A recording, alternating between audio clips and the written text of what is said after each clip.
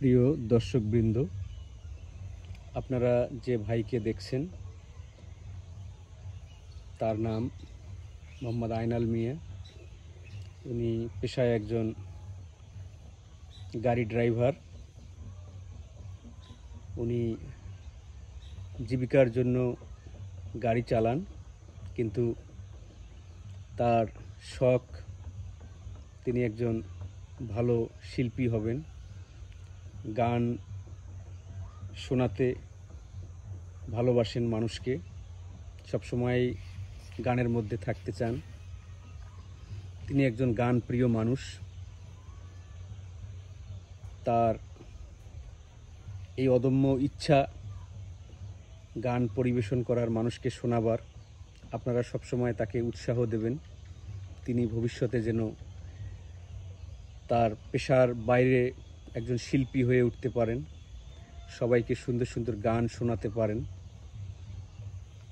আমরা এখন তার সঙ্গে কথা বলবো, তিনি কিভাবে গান শিখলেন বা কিভাবে সব কাজের ফাঁকে কিভাবে গানের চর্চা করেন। আমরা এখন তার মুখ থেকে শুনবো তিনি কি বলেন। ভাই, আপনি দেখি খুবই সুন্দর গান বলেন, গান করেন। আপনি তো শিল্পী নন, আপনি তো একজন পেশায় ড্রাইভার। হ্যাঁ। তাহলে কিভাবে আপনি গান শিখলেন, যদি বলেন এ ব্যাপারে কিছু। ও, আমি গান শিখছি। আমি গাড়ি নিয়ে ঢাকা যাই, হয়তো ওখানে ক্যাসেটের গান দেই, যে কোনো গান দেই, ওই গান দেখতে আমি মুখস্থ করছি। আমার গান শেখার কোনো ওস্তাদ নাই, আমি নিজে নিজেই আমাদের যোগ্যতা দিয়ে আর কি গান শিখছি। বিভিন্ন গান শুনি, শোনার পর আমি একটু চেষ্টা করি আমি এই গানটা মুখস্থ করব। এইভাবে আর কি আস্তে আস্তে এগিয়ে যেতেছি।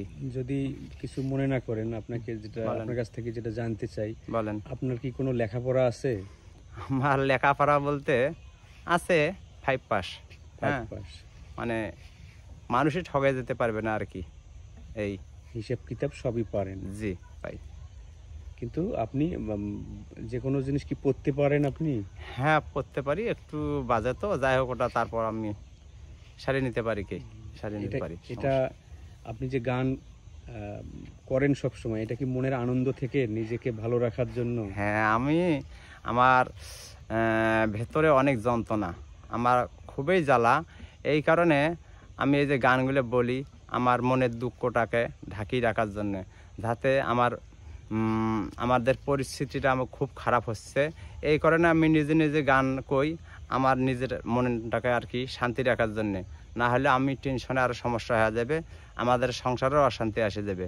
এই কারণে আমি এই গানগুলো আর কি বলি।